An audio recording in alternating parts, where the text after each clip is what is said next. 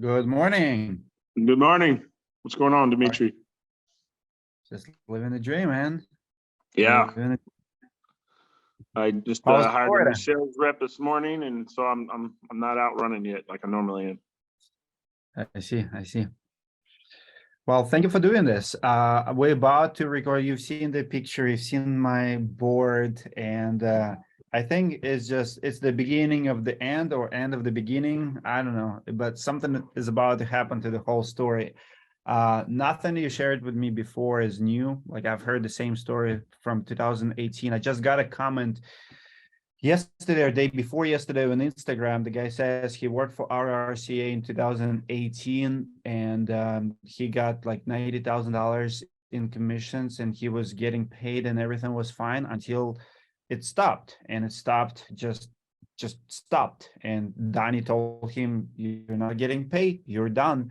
And I see the pattern all the time. And what I want to ask you is try to understand, the strategy seems to me is very simple. You attract the sales guys, Lee Haight for years, for 7, 8 years. If you watch his first videos, he always says the same thing.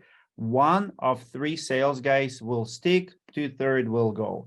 And that's true through his entire career. Like every year he loses 2/3 of the sales guys and in masses. If he has 100, I actually watched his podcast yesterday with Martin Pettigrew in 2021, and he claimed in that interview, he said he had 175 sales guys. And I talked to Kevin yesterday. It looks like he's probably under 30. So the same thing, like he keeps losing sales guys. Yeah, But seems to me the strategy is what he did to you, what he did to Kevin. Correct me if I'm wrong. Early on, when he brings guys in, he's good at paying them. He's good at, like, I've heard guys getting sign-up bonuses, couple grand here and there. He helps you, gets going, you start building your pipeline. He drags you for a year or two once you have big backlog, and then he fires you. And at that point, you don't So have opportunity. what he does, Dimitri, is if you're a good sales rep, if you're not a good sales rep, or you're just not good at sales, if you came from a different industry, he'll let you. Especially if you're really good, if you're one of the best in the company, he'll dramatically and emphatically, like he did Kevin, like he did me, like he's doing with whoever it is right now. He always makes 1 or 2 people look like the bright and shining star. He makes them the point of topic on their meetings. He makes them look, oh, this guy's, everybody be like this guy. This guy's the best. And then they don't. It takes you so long to get paid there. And in the insurance restoration industry, it's not an easy process to go through a full job. Retail's a lot faster and quicker and easier to get paid, but there, every one of the jobs takes forever to get done. They have a slow process altogether. But what he does is he'll start giving you what's called in their company draw, right? A good salesman, he'll give you a couple $1,000s a week. If you come in there and start delivering a bunch of contracts, especially high dollar contracts, they'll put you on draw. And there you have like a running total. It's called your ISR at RRCA. And so you feel good. You feel like the company's safe and everything's good. You feel your name's getting called in meetings. You get top of the board. You're winning sales. So you feel like a superstar. And that draw's coming, right? So you feel safety. But your real thing, you're like, he's pumping you up like, oh, you're going to make $1 million selling this many jobs. You never will. You're only going to make $2,000 a week. Until one day, on a Friday, you go to check your bank account and that $2,000 stops.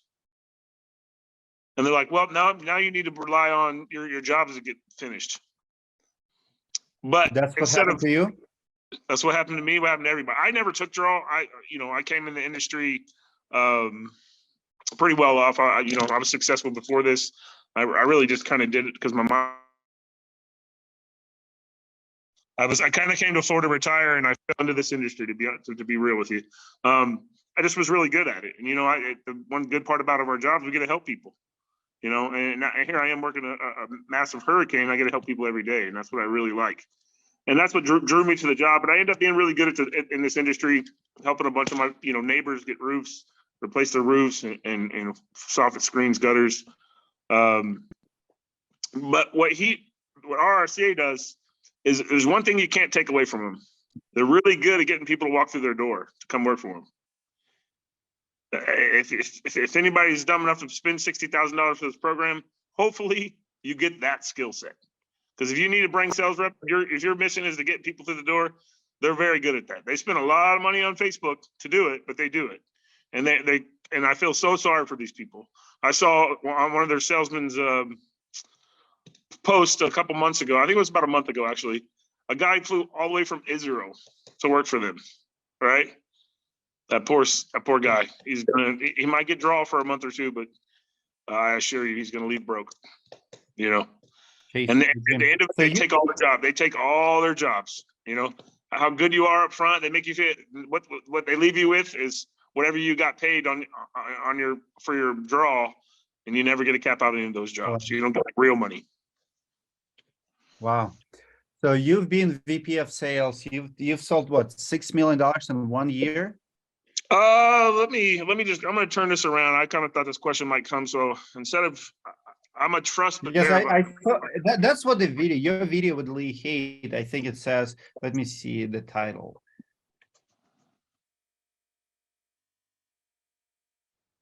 Let me see. I'm going to turn this around. I'm going to show you my sales this year. I don't know. Can you see that, Dimitri? Yes. You see at the top left where it says this year. I'm Jeremy. These are my sales guys. These are real numbers for this year. So I'm at $6.3 million for this year so far. 75 jobs, okay. 84 million or $84,000 a job. Okay. I'm a $10 million a year guy. I have been since I've started. I'm good at this job. You know, I've got a network of people that trust me, that call me when stuff happens. I still got everywhere I've roofed, people are still calling me because I do a good job. So what I'm trying to understand is, so in his video, video says how Jeremy sells 3 million plus a year as a roofing sales reps. My question is, how much you got paid on $3 million that you sold for them?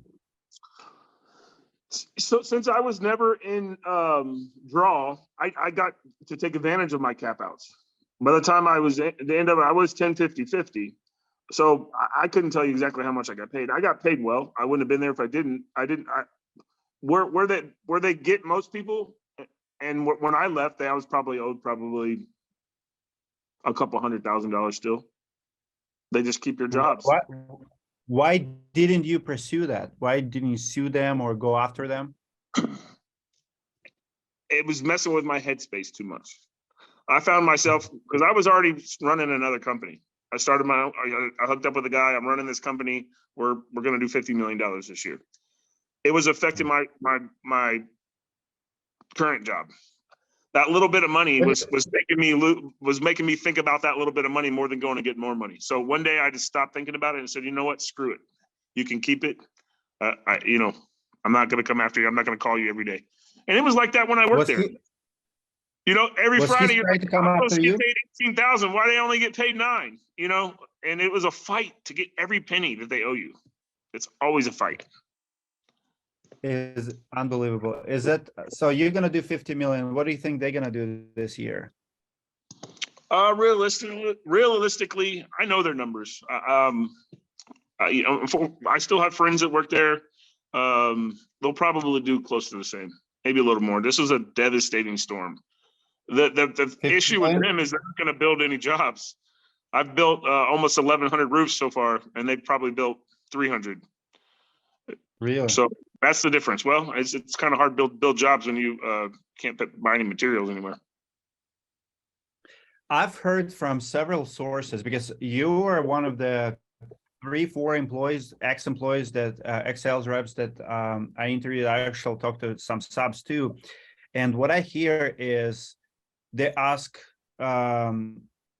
crews to buy materials now. And yeah, not only the real thing. And I also have heard from several sources that they ask crews for kickbacks. So wherever they pay, the difference, cash under the table. Have you heard it before? Yeah, it's a real thing. And I've never been able to prove that Lee Haight was getting the trickle down effect from that. But I 100% know that they're what do they call them? Construction manager. They're whoever orders all the jobs and communicates with. His name is Dustin Herring. Yep. every Thursday he goes to Jimmy P's with the roofer, and money is exchanged. Yeah, so they'll charge, the tile crews will charge, let's just $195 to the salesman, but really they're going to do it for $150, and that difference goes into somebody's pocket. I've never really called or allegated that, or, put any allegations on the table for that, but I know it happens because I can never prove it, But it happens. What's this? I know it does. I've heard it too several times. What's happening with ABC's situation? How bad and why they're so much in debt? Is because they are getting paid from lawyers and stuff. Where's the money's going, in your opinion? I don't. How, in my opinion, why in the hell would ABC give you more and more credit? They've always had a problem paying their ABC bill ever since I worked there, a couple of years ago. I mean, they went from like a $3 million credit limit to $5 million. Now they owe $5 million and they're maxed out. So that every once in a while they'll get a big check from a commercial come in and they'll pay a couple $100,000, and ABC will turn them on. But by the end of that week, they're turned back off. So they owe $5 million to ABC, and they can't build jobs unless they give cash to the crew to go pay for it, or miraculously they rob Peter to pay Paul, get a little bit of that credit back, build a few jobs. So they're on a never-ending cycle of robbing Peter to pay Paul. What's going when shit hits the fan there, and it will, is just going to take one hurricane season of it not hitting. You're muted. They should have had no business going to Hurricane Ida in New Orleans, but they had to, because if they don't get new money coming in, they can't build those old jobs. Start getting sued. They go from their last 30 sales reps leave and they have nothing. So it is on a one-way collision course for disaster, and I feel sorry for the homeowners that are going to get trapped in it.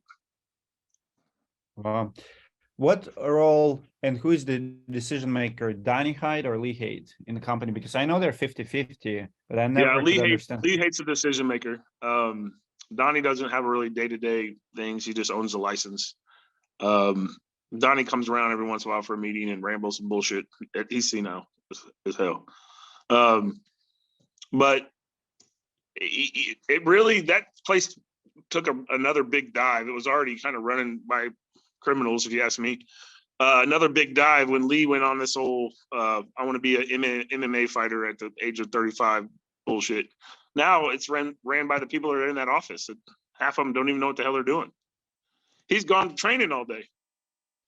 And when he comes to work at 2 o'clock, he smokes weed and sits at his other office trying to sell sky diamonds to people and do his podcast and his whatever the hell else he does. He's not a roofer anymore. And well, he never was to begin with. But what's your take on the sky diamonds? Is he's doing it out of desperation because it's easier money, easier cash for him? I mean, it's a scam. This is America. We're capitalists. So I can't fault the guy for selling people false hope. He sells a bunch of those packages based on the sheer belief that he's a successful roofing company. And if you give him $60,000, you can be too, right? He's not a successful roofing company. He doesn't make any money. In fact, if a hurricane doesn't hit this particular season, he'll be bankrupt. Not like a couple $1 million, he's gonna be tens of millions of dollars in debt. And would you buy a package from somebody that's losing millions of dollars a year? Come spend $60,000 with me. I'll show you how to go straight to the bottom. It makes no sense, Would you call him a fake guru?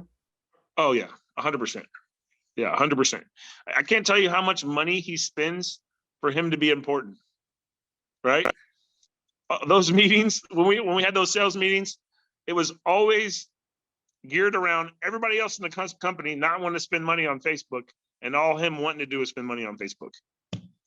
Really? Hundreds of thousands of dollars a month go to him being relevant on Facebook.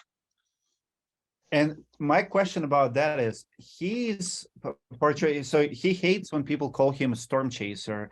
He is calling himself storm catcher and also digital roofer. But every single salesperson I ever talked to keeps saying the same thing. 80-90% of the jobs comes from door knocking, not digital. So he's selling, selling videos, selling ads, But when I talk to Kevin and Ebit and other people, they say that jobs do not come from Facebook. Yeah, he does do it. Like even the recent video where police was called, Karen called on him. They were knocking doors without permit. And you ask yourself, like, so you have jobs in a neighborhood. Why don't you do Facebook campaign that you preach? Why don't you do, cards and mailers? He doesn't do none of that. It's all Yeah, door 90% knocking. of the jobs do come from the salesman knocking on doors. You will get at RRCA, he does generate a few leads off Facebook. Not a lot, not nearly enough to be able to spend the kind of money he does. But in the roofing business in general, you cannot turn on any social media outlet without seeing this man, right? Especially if you're new to the industry. You're like, who the fuck is this guy? Why do I see him everywhere I turn? It's because he spends a shitload of money for that to happen. That's not on accident. He spends a lot of money for him to do that. I think that he gets more recruitment out of all that, attention that he pays for than he does any sales leads at all. It's not for the leads. It's for him to keep on recruiting suckers to come make him money and steal their jobs. That's exactly what it's for. Also Sky Diamonds. And Sky Diamonds, yeah, they want to believe that this guy's. If you watch his videos, is he the top 25 company in the country? Is he top 10, top 15? Every 2 days, it changes what top he is. Yeah, so he's telling. Here's what I found interesting. When it's one-on-one, if it's close group, like for example, him knocking at the homeowner's door, he's gonna tell them top 10. If it's polished video, like for YouTube, like I made 10 multimillionaires, now he's going to be the top 25. He's going to be more careful. So when he is doing ad, he's going to be closer to reality. Like his ads will say that he generated $100 million results for his Sky Diamonds clients, but on the private conversations, it's 500 million. Yeah. It's hard to keep up with this bullshit, to be honest with you. I found it in my life, and when we connected, it wasn't just sure. I hate Lee Haight. There's no. You're muted. My phone keeps ringing. I've had tons of the sales reps come from that company to me. He thinks I'm poaching them and his jobs. I'm not. I just go about my business, and these people show up. I haven't even hired half the people that called me from that company. So there's no love lost between us at all. But I'm not here to bash RRCA or Lee Haight. What I am here to do is warn people. But don't go waste a year of your life and get paid peanuts in this industry where you can change your financial future. If you work hard, and you answer your phone and you operate with integrity and get this and treat this like a career, it's life-changing money. It's life-changing money. Go to RRCA. Exactly. Yeah, if you go to RRCA, that money's going to go in Lee Haight's pocket and the company, and they're still going to lose money because they don't know what the hell they're doing. But don't go there. Don't buy his Sky Diamonds bullshit. Don't spend $60,000. Go find somebody that's an actual roofing company that makes money and helps people and cares about people and cares about customers. Because you know what it happens down here in South Florida? Every 5 years, if it doesn't happen every other year, another hurricane. So all these roofs I'm replacing, these 1,100 roofs I've replaced so far in Hurricane Ian, they're all going to call me back because I do what I say I'm going to do. My salesmen do what they say they do. We operate with integrity. Those are going to be customers for the next hurricane and the next hurricane and the next hurricane. This is not just a quick get rich scheme for me. It's a career, and I take it seriously. And it drives me crazy to have guys like that give us a bad name. I have a question for you. What's your take on, he's claiming that he's making this acquisitions. He said he made 4 acquisitions, and I think I know what's going on behind the scenes. I know he doesn't have money to buy them. So it's probably some kind of set or like Sky Diamonds bullshit where he partners up with them. I don't know if they're giving him. The only one I've heard about, they're partnering with some shabby metal roofing company, and they're not even roofing, they're a metal manufacturer. They do metal roofing. Okay. And that wasn't a profitable business either. It's two people trying to hang on to last glitter of hope coming together. And I saw those metal guys in the truck with one of their sales trainers on his Instagram or something. And those poor guys are going to figure out they ain't going to get paid either.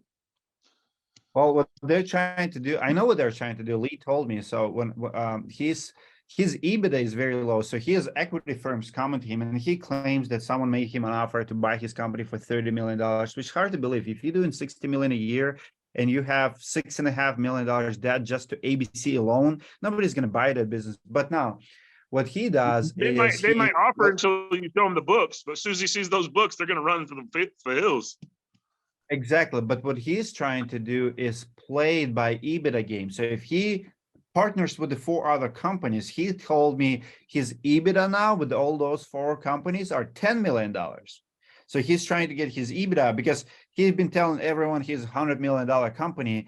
And after 9 years of trying, he still cannot get there. So I think the only way he can get to 100 million is partner up with someone. So combined, 4 or 5 companies can get to $100 million, 10 million EBITDA, and now he can actually bring something to equity firm to invest in. I think that's the play because I know there's no money. I know there's no cash flow. I mean, what do you think? One thing you got to give the guy credit is he's a smart guy. You know, he's a crook, but he's a smart guy. So who knows what he's planning? You know, who knows? He's kind of, you know, always on the front leading edge of shit, how to figure out how to rip people off. So, I mean, these equities, I have no, you know, no dogs in that fight, but the home service industry altogether is the best job you can have right now. It's economy proof. Everybody, just like people keeping their used cars, they're keeping their houses and fixing them up. And so there are a lot of, you know, people from that facet, the private equities, they're all trying to come by these companies, roofing companies, plumbing companies, electrical companies. I too had an offer for my company for $10 million at the very beginning of this storm. And I didn't think it was enough money. So he might have offered, but you know what? They offer you anything you want, but until you see those books and see if you're making money or not, there's another thing right there. Once they see, oh my God, you didn't make any money last year, or you're $8 million in a hole, they're going to run for the hills. One thing that Lee says he does, but he really never does. I'm mute again. One thing he does, he always does, but he doesn't, except for putting money in his Facebook. He says he invests in this company. He doesn't own anything. He rents a building. He doesn't have dump trailers. He doesn't have machinery. He doesn't have trucks. The only thing they have is a trash rocket and a couple trucks they have that they wrapped.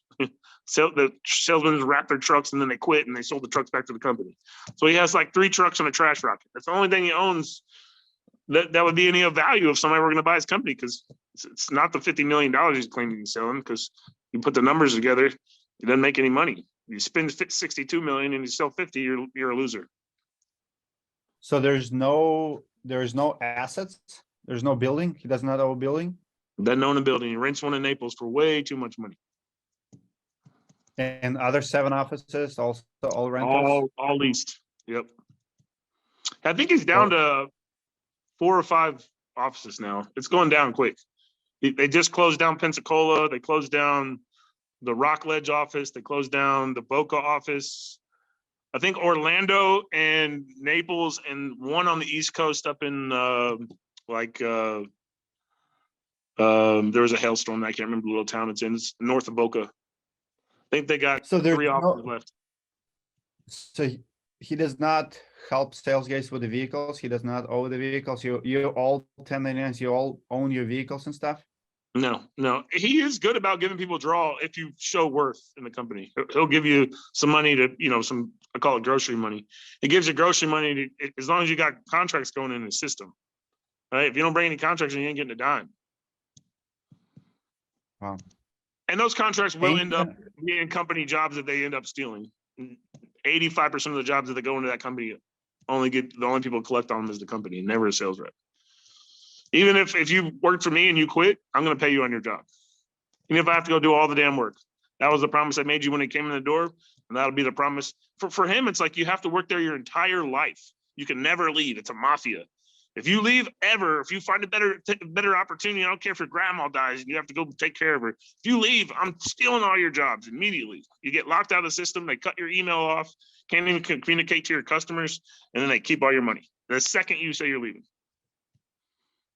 Wow.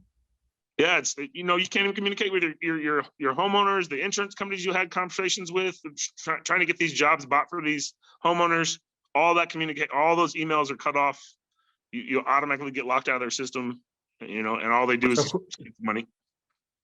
Who is taking over? Who is going to get paid on those jobs? The company, or it's The going company, to get the company. Yeah, they might assign a sales manager to it, and he might get a little cut of it.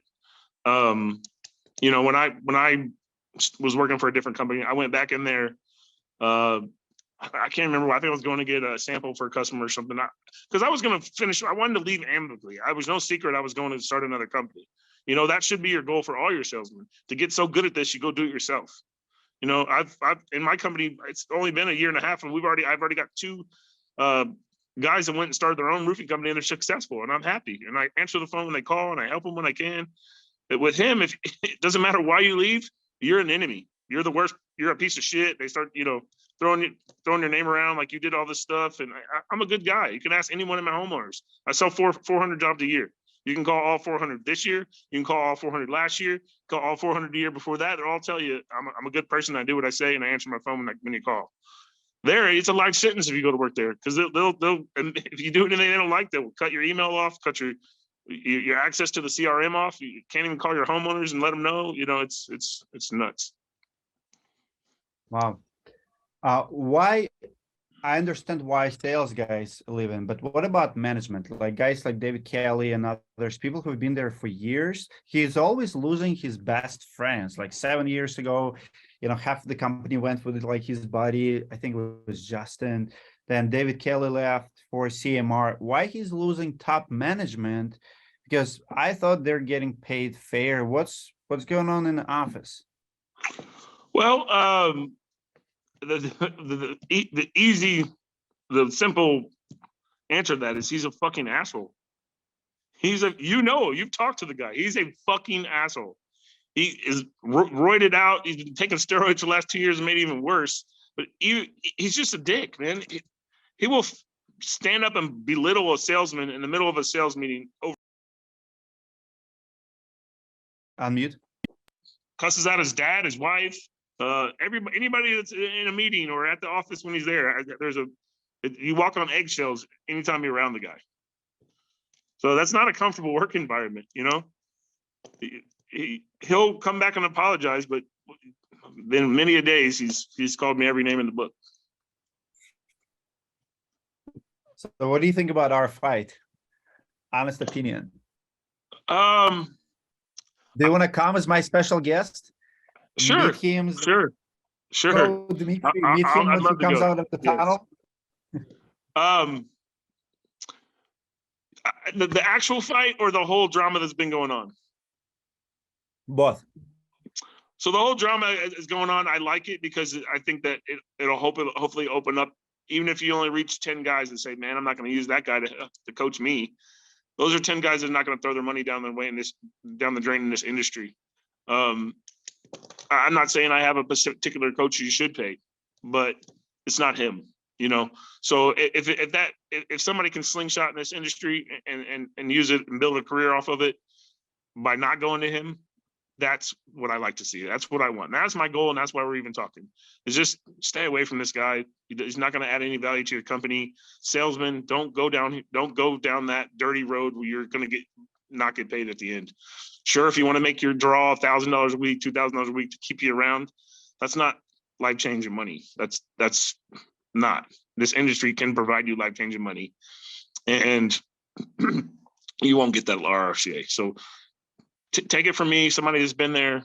I know there's tons of people that reach out to you all the time. There's all the promises, it's all bullshit.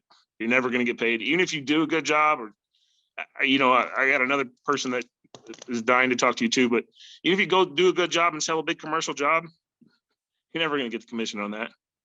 You're never going to get the commission on that. Yeah. What they do is they get. Possible.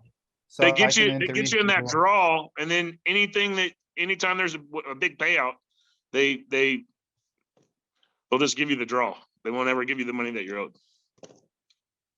What's the reason how they can get out of paying? So if you know you're getting paid on a big commercial job, what could be possible an excuse? What kind of excuse they can tell you? Like, okay, we got paid, but you're still getting a draw? Well, they start by I call it nickel and dime, but it's really just stealing.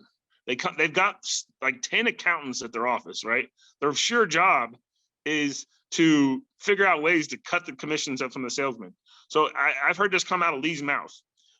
Our sales model is to steal the jobs from the salesman.